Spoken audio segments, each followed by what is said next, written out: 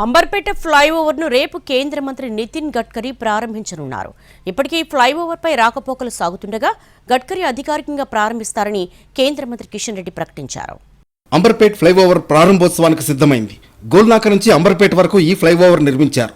2018లో మొదలైన ఈ నిర్మాణం అనేక అవాంతరాలు దాటుకుని ఇప్పుడు పూర్తయింది. ఇప్పటికే ఫ్లైఓవర్పై రాకపోకల్ని అనుమతిస్తున్నారు. అధికారికంగా ఈ నెల 5న కేంద్ర మంత్రి నితిన్ గడ్కరీ ఫ్లైఓవర్ను ప్రారంభించనున్నారు. ఎంతో కాలంగా ప్రజలు ఎదురుచూస్తున్న అంబర్పేట ఫ్లైఓవర్ పనులు ఓ కొలిక్కి వచ్చాయన్నారు కేంద్ర మంత్రి కిషన్ రెడ్డి. ఇంకా 6 చోట్ల భూసేకరణ చేయాల్సి ఉందన్నారు. ఫ్లైఓవర్పై పనులను పరిశీలించిన ఆయన ఈ నెల 5న కేంద్ర మంత్రి నితిన్ గడ్కరీ ఈ ఫ్లైఓవర్ను ప్రారంభిస్తారని చెప్పారు.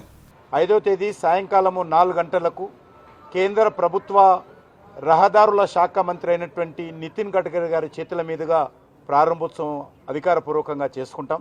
నేను ఈరోజు జిహెచ్ఎంసీ అధికారులతో, మున్సిపల్ కమిషనర్తో, పోలీస్ అధికారులతో కూడా మాట్లాడడం జరిగింది. ఈ యొక్క ల్యాండ్ అక్విజిషన్ పనులు ఇంకా 6 ప్లేస్లలో కొంత అడ్డంకిగా ఉన్నాయి.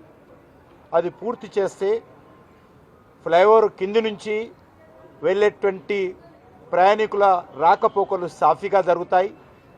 ఏ రకమైనటువంటి ఇబ్బంది లేకుండా ఆ యొక్క ట్రాఫిక్ ఫ్లో ఉంటుంది. 4 లేన్లతో 1.7 కిలోమీటర్ల మేర దూరం ఉన్న ఈ ఫ్లైఓవర్ కోసం 330 కోట్ల రూపాయలు ఖర్చు చేశారు.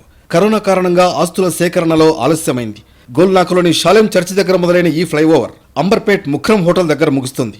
భూసేకరణలో ఆలస్యం, కొన్ని మతపరమైన నిర్మాణాలు అడ్డంకిగా మారడం వల్ల పనులు ఆలస్యమయ్యాయి. ఫ్లైఓవర్ కింద సర్వీస్ రోడ్లు, గ్రీనరీ అభివృద్ధి, బ్యూటిఫికేషన్ పనులు ఇంకా కొనసాగుతున్నాయి. ఈ ప్రాంతంలో ఏళ్ల తరబడి ఉన్న ట్రాఫిక్ సమస్యకు ఇది పరిష్కారం చూపుతుందని అధికారులు చెబుతున్నారు. వరంగల్ నుంచి హైదరాబాద్ నగరంలోకి వచ్చే ప్రయాణికులకు ట్రాఫిక్ రద్దీని తగ్గించి ప్రయాణ సమయాన్ని తగ్గిస్తుంది. ఇప్పటికే ఈ ఫ్లైఓవర్పై రాకపోకలు సాగుతుండగా మే 5న అధికారికంగా ప్రారంభించనున్నారు.